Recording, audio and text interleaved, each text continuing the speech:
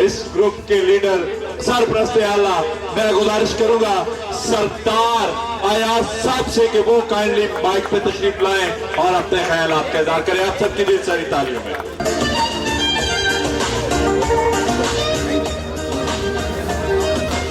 औज़ु बिल्लाहि मिनश शैतानिर रजीम, बिस्मिल्लाहिर रहमानिर रहीम। सरदार आजम साहब, राजा ज़हीर साहब, मियां यासीन साहब, हबीबुर रहमान साहब, एयर कमांडर अख्तर नवाज खटक साहब,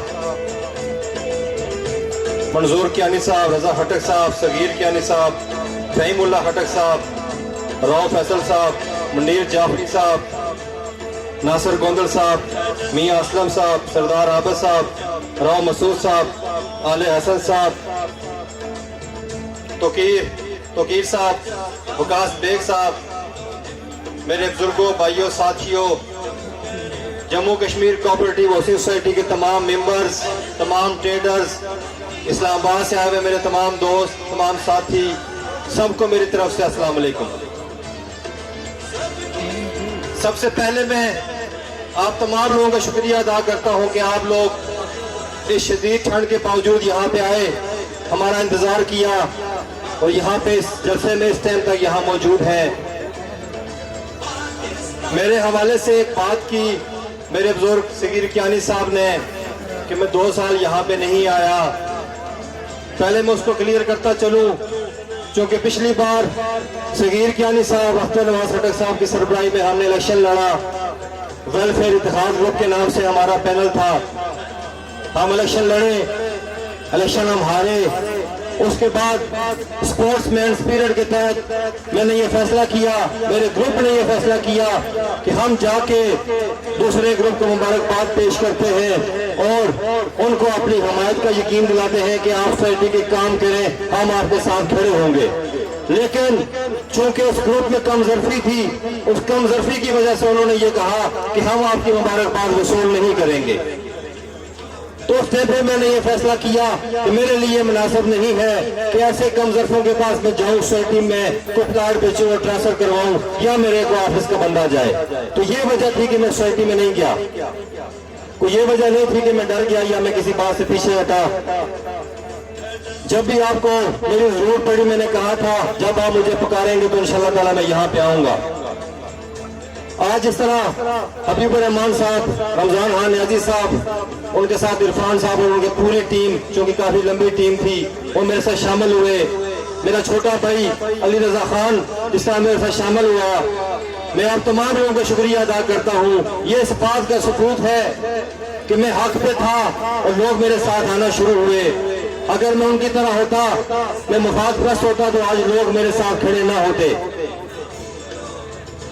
कुछ बातें मैं करूंगा इस पिछले इस इलेक्शन के हवाले से। जैसे आप सबको पता है कि हमारा ये प्रोग्राम था कि इस बार हम G15 में तमाम ग्रुप्स को साथ मिला के एक ग्रुप तश्कील दें और उस सोसाइटी के मसाइल का हल निकालें। मेरे पास उस ग्रुप के जो उनके सेक्रेटरी कैंडिडेट है मेरे घर पे आए, एक बार नहीं 3-4 दफा आए, इससे ज्यादा दफा आए। मुझे कहा कि आप किरदार अदा करें। मैंने अपना किरदार अदा किया।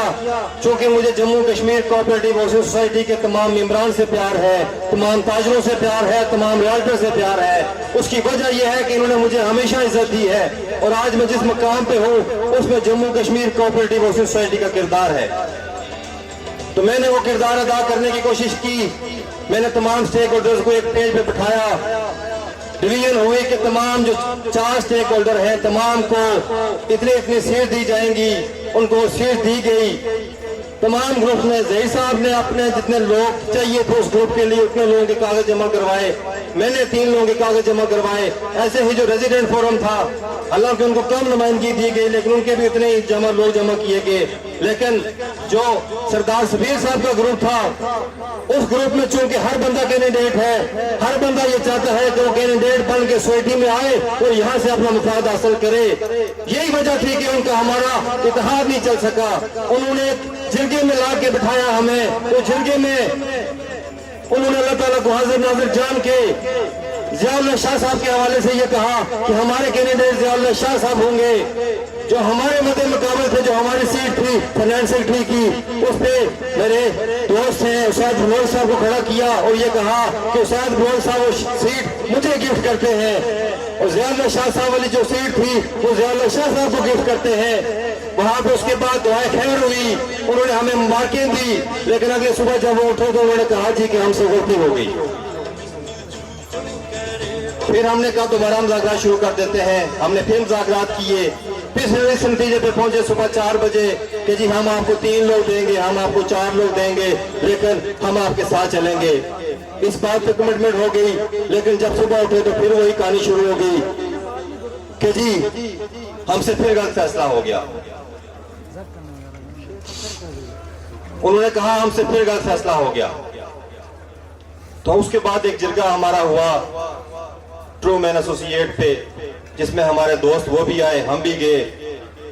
तो उन्होंने शुरुआत की कि फलां बड़ा गलत है, फलां बड़ा गलत है, फलां बड़ा गलत है। तो मैंने कहा आप उनको गलत ना कहें, मुझे बताएं कि जो हमने कमिटमेंट आपसे ली थी उस कमिटमेंट पे आप कायम हैं कि नहीं है। उन्होंने फिर वो शुरू किया कि फलाने ने बड़ी गलती की, फलाने ने बड़ी गलती की। मैंने कहा जी आप मुझे ये बताएं कि हमारे साथ हैं, उस कमिटमेंट पे कायम है जो आपने की, उस दुआए खैर पे कायम है या नहीं कायम। तो उन्होंने कहा जी कि हम इलेक्शन लड़ना चाहते हैं। तो मैंने उनसे वहां भी ये सवाल किया, मैं यहाँ भी ये सवाल करूंगा, तमाम ट्रेडर्स यहाँ मौजूद हैं, तमाम अलाटीज यहाँ मौजूद हैं, उनको मैंने एक सवाल किया कि आप में कोई मर्द है कि जो मेरे साथ आके बात कर सके, जो अपनी बात पे कायम रह सके। मुझे लगता है कि उनके पूरे ग्रुप में ऐसा कोई मर्द नहीं है कि जिसकी जुबान हो वो जुबान पे कायम रहे। उनका सिर्फ एक काम है, वो काम है करप्शन करना, उस करप्शन के पैसे को जाके सीआर के ऑफिस में लगाना और यहाँ पे लाके अपने बंदे बिठाना और यहाँ के लाठीज के खिलाफ एफआईआर करना, यहाँ के रियल्टर्स को गालियां देना। इसके अलावा उनको कोई काम नहीं आता। मैं तमाम रियल्टर से ये कहता हूँ, मैं तमाम रेजिडेंट से ये कहता हूँ, मैं तमाम जोन 5 के लाठी से ये कहता हूँ, मैं तमाम 16 के लाठी से ये कहता हूँ, केएमडी के लोगों से ये कहता हूँ कि अगर ये ग्रुप दोबारा आया, पहली बात ये है कि जिस तरह आप लोग यहाँ बैठे हैं, जैसे हमने कैंपेन की है, मैं आपको यकीन दिलाता हूँ तो किसी भी सूरत में ये ग्रुप यहाँ पे आ नहीं सकेगा। खुदा न खास्ता ये ग्रुप आता है तो मैं आपको ये यकीन दिलाता हूँ कि फिर वही बाजार गर्म होगा, फिर वही जिस तरह आपको पता है कि सोसाइटी के ऑफिस पे 1.5-2 करोड़ रुपए लगा के वहां पे बड़े बड़े टेबल लगाए गए, जैसे यहाँ पे कोई बादशाह की सल्तनत आ गई है। ये सोसाइटी कोऑपरेटिव सोसाइटी है, इसका कोई मालिक नहीं होता, ये किसी की जागीर नहीं है। ये सोसाइटी आप मेंबर्स की सोसाइटी है, पर मैं यकीन दिलाता हूँ कि ये सोसाइटी अब हमें छीन के लेनी पड़ेगी। अब ये वो बात नहीं रही कि हम इलेक्शन लड़ेंगे, इलेक्शन लड़ के लेंगे। हर सूरत में, हर 2 सूरत में सोसाइटी लेनी है हमने। इन चोरों से, इन झूठों से और इन मक्कारों से हमने सोसाइटी को आजाद करवाना है। इन्होंने मुझे कहा कि आप यहाँ पे ना आए, आप न्यूट्रल हो जाएं। मैं आपको ये यकीन दिलाता हूँ दोस्तों, जो साइड पे बैठे हैं, जो डर के बैठे हैं, जिनसे 2.5 करोड़ रुपया लेके एफआईए वालों को दिए गए, उन्होंने हमें बताया, जिनको करोड़ रुपया लेके जिनसे इलेक्शन लड़ा गया, मुड़ के 3 साल उन्होंने एफआईए में गुजारे, उन दोस्तों से भी कहूंगा, जो मार्केट के लोगों को उठा के पैर फेंका गया, जिनकी इस्तेसाल किया गया, जिनको गालियां दी गई, कि आप हिम्मत करें। अल्लाह ताला की जात रिस्क देती है, किसी के इंसान के हाथ में रिस्क देना नहीं है। अगर आप उनके नीचे ऐसे ही लगे रहेंगे तो आपकी सारी जिंदगी यही हाल रहेगा। आपको अल्लाह ताला ने सब कुछ दिया है, आप कारोबार करते हैं, आप कारोबार कर सकते हैं, लेकिन आप उनके मालची और पालसी बने बैठे हैं वहां पे। आप उनके नीचे से निकले, आए हमारा साथ दें। मेरा जाती इस सोसाइटी में कोई लालच नहीं है, मुझे मेरा जाती कोई एजेंडा नहीं है। मेरा सिर्फ एक एजेंडा है कि मैं Jammu Kashmir cooperative housing society के मेंबरान को उनका हक दिलाऊं। और मैं ये बात अपने पैनलिस्ट से भी कहूंगा, मैं राजा ज़हीर साहब से भी कहूंगा, मैं ज़ियाउल्लाह शाह साहब से भी कहूंगा कि अगर आप आते हैं और आप हमारे यहाँ के रियल्टर्स को, हमारे मेंबर्स को उनका हक नहीं देते तो मैं आपके खिलाफ भी ऐसे ही खड़ा हूंगा।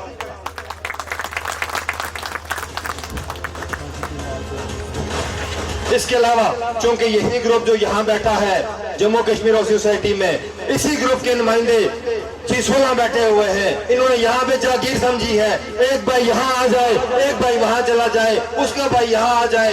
इन्होंने समझा है कि शायद यहाँ इस्लामाबाद में कोई कानून कायदा नहीं है। मैं उनको सिर्फ ये बता देना चाहता हूँ, जैसे मेरे भाई नासिर गोंदल ने कहा कि अब वो हालात नहीं है, अब 2018 नहीं है, अब 2019 नहीं है, ये 2022 है और 3 दिनों बाद ये 2023 शुरू हो जाएगा। ये वक्त चेंज हो गया है।